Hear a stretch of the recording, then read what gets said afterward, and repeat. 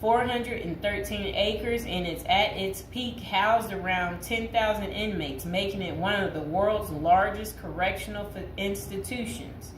A diverse inmate population is held inside Rikers, and most prisoners are there temporarily awaiting trial, serving short sentences, or awaiting transfers to other facilities.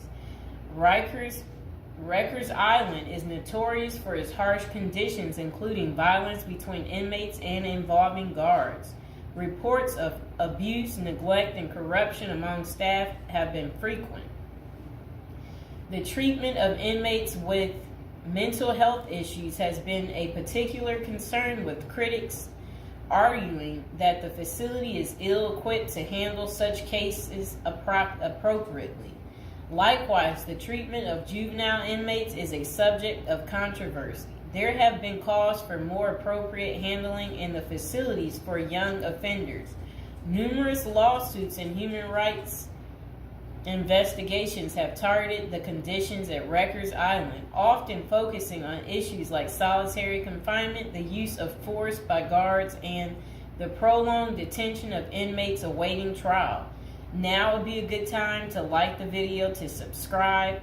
And are you guys enjoying the prison series? Do you like hearing about all the different prisons, learning with me together? If so, go ahead and comment below. So, when visiting Rikers, journalists and prison reforms discovered temporary holding cells described as covered with rotten food, urine and feces and blood. Inmates were using plastic sheets for blankets and cardboard boxes for beds.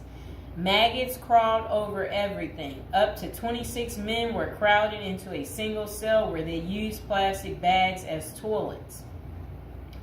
Prisoners kept in holding cells, which should be used for only 24 hours or less, often stayed there for more than a week awaiting transfer. In that time, food and medical services were not routinely provided. Now let's hear that paragraph again, just a small bit of it.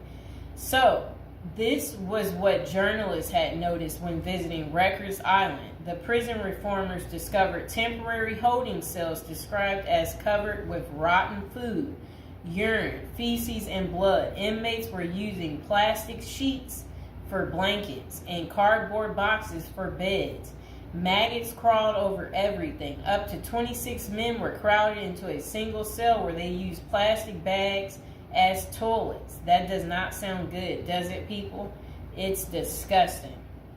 So over the years, there have been various attempts to reform Rikers Island, focusing on improving conditions, reducing violence, and providing better mental health care. Amid mounting pressure, activists and political leaders have urged the city to close Rikers Island. In 2019, the New York City Council voted to close the jail completely by 2026, intending to replace it with